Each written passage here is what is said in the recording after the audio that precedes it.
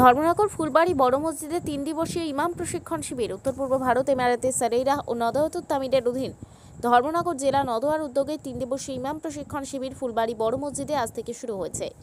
বাদজোহর আনুষ্ঠানিকভাবে পতাকা উত্তোলনের মাধ্যমে এই শিবিরের অনুষ্ঠান সূচনা হয়।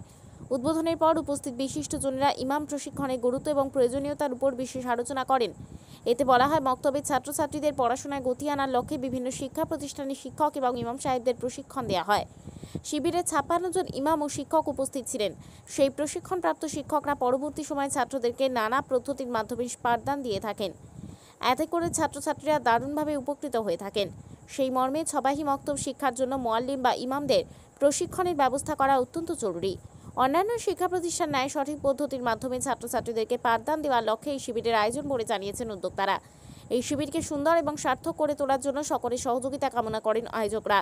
মুআল্লিম প্রশিক্ষণ শিবিরের উদ্বোধনীতে উপস্থিত ছিলেন ধর্মনগর জেলা ইমারাতে সারেইরা ও নদওয়াতুত তামিরের প্রাক্তন সভাপতি মাওলানা আব্দুল মজিদ, ত্রিপুরা রাজ্যিক ইমারাতে সারেইরা ও নদওয়াতুত তামিরের সম্পাদক মাওলানা জাকির হুসাইন আল জালিলি, ধর্মনগর জেলা ইমারাতে সারেইরা ও নদওয়াতুত তামিরের সভাপতি মাওলানা আবু সালেহ ইয়াহিয়া, সহ সভাপতি মাস্টার মতিউর রহমান, সাধারণ সম্পাদক মাওলানা এটিএম জালাল আহমেদ, কেন্দ্রীয় মজলিসের শুরার সদস্য মাওলানা নূর হোসাইন চৌধুরী, মাওলানা সাইফুদ্দিন, মাওলানা ইখলাস উদ্দিন, মাওলানা হাবিবুল্লাহ, মাওলানা সেলিম মিয়া, মাওলানা রিয়াজউদ্দিন আল জালিলি সহ অন্যান্যরা। 18 মে 2024 ধর্মনগর জেলা ইমারাতে শরিয়া ও নদওয়াতুত তামিরের উদ্যোগে ফুলবাড়ি বড় মসজিদ প্রাঙ্গণে 3 দিন ব্যাপী মুআল্লিম প্রশিক্ষণ আরম্ভ হয়।